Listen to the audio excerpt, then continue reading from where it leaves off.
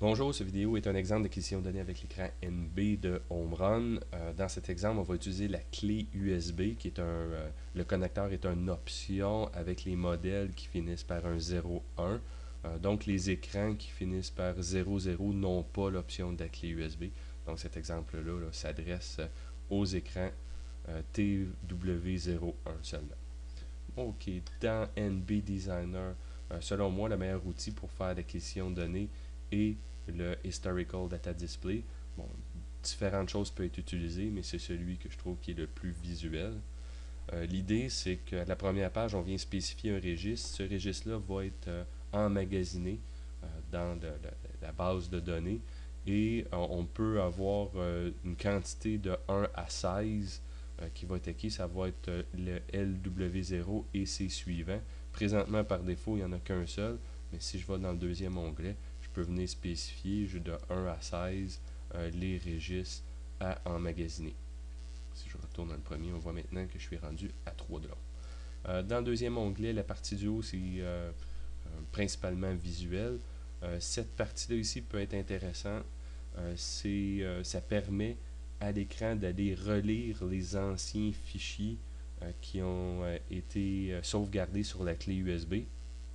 On peut spécifier un fichier dans l'ordre de fichiers et par la date, plutôt ou par la date. Dans l'ordre, ça veut dire que si dans LW0, j'ai la valeur 0, c'est le fichier présent qui est en train de se faire créer. Si je mets la valeur 1, c'est le fichier antérieur. Donc, si j'ai un fichier par jour, la valeur 1 veut dire le fichier d'hier, la valeur 2, le fichier d'avant-hier, et ainsi de suite. Sinon, par date, il faut vraiment spécifier l'année, mois, jour au complet pour avoir le bon fichier qui va être affiché. Donc, dans mon exemple, je peux le mettre à off. Le reste par défaut, c'est correct. Dans le troisième onglet, c'est ici qu'on vient spécifier si l'acquisition se fait sur une base de temps ou par un trigger. La base de temps peut être à la seconde ou jusqu'à 10 fois à la seconde. La valeur ici, c'est la quantité de registres qui va être affichée à l'écran. Donc, ça n'a rien à voir avec l'acquisition de la clé USB. La pause, c'est une chose intéressante. Si on veut arrêter l'acquisition quand le procédé est arrêté, on va utiliser cette fonction-là. Ça veut dire que si je mets un 1, le bit à 1, le LB0 à 1, l'acquisition arrête. Donc, c'est à nous à faire un programme que si le procédé arrête, on met ce bit-là à on. C'est correct pour ça. Ici, c'est la plage de visualisation de l'acquisition. Si la valeur des registres est en dehors de la plage qui est mentionnée ici, le fichier va mettre des étoiles au lieu de la valeur. Donc, c'est important de venir spécifier des valeurs qui sont à l'intérieur de la plage d'acquisition. Ensuite, cet onglet-là est très important parce que c'est ici qu'on vient spécifier qu'on va écrire le fichier dans la clé USB. Les valeurs par défaut sont très bien. Créer un fichier par jour. Une chose qui peut être bien aussi, c'est d'utiliser le bulk storage. Parce que si on le laisse par défaut, à toutes les fois qu'on fait une acquisition, on va écrire sur la carte. Tandis que les autres, c'est que l'écran qui accumule une certaine quantité de données avant d'écrire dans la clé. C'est intéressant parce qu'une clé USB, sa durée de vie est par le nombre d'écritures. Donc avec ça ici, on vient sauver en longévité la clé USB. L'autre option de l'autre côté, c'est pour écrire des valeurs présentes dans une zone mémoire de recette. On va utiliser ça si on veut retransmettre des valeurs vers un automate ou si on veut les manipuler dans des scripts, des choses comme ça. On va utiliser cette section-là. Finalement, ici, le dernier onglet, c'est pour changer le titre de nos colonnes. Fait que si je mets niveau par exemple, maintenant la colonne, la première colonne va s'appeler niveau. On le voit ici qui est niveau. Donc c'est pas mal fait. Si on veut faire le bouton pause, on peut aller chercher un bouton comme ça ici. LW0, c'est ce qu'on a spécifié, qui est la première valeur par défaut.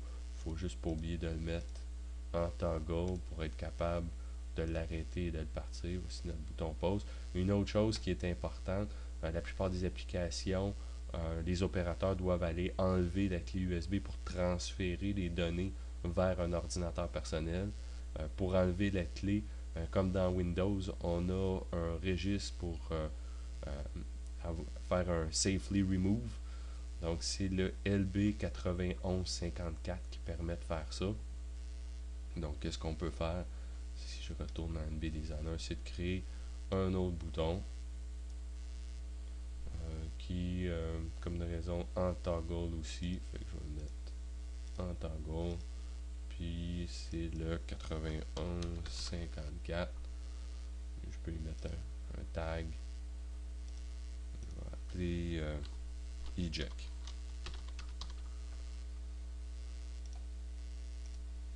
Comme ça. Fait que, de cette façon-là, je vais pouvoir peser sur le bouton et ensuite enlever la clé USB de façon sécuritaire.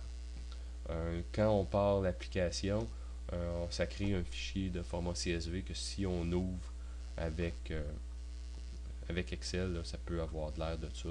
Donc, on a le temps. Là, étant donné que c'est un fichier par jour, la date n'est pas mentionnée dans les colonnes. C'est plutôt le nom de fichier. Si on fait un fichier complet, il va y avoir une colonne date. Là, il y a juste une colonne heure et nos 3 colonnes. Ça ressemble à ça. Donc, puis ici, on voit aussi qu'est-ce que ça a de l'air en mode opération. Je peux partir le simulateur. Il faut que je compile auparavant. Je pars le simulateur. Et on voit qu'est-ce que ça a l'air. Je fais une acquisition à la seconde. Mon bouton pause qui est ici. Fait que si je pause, ça l'arrête. Mais merci beaucoup. Si vous avez des questions, appelez-nous.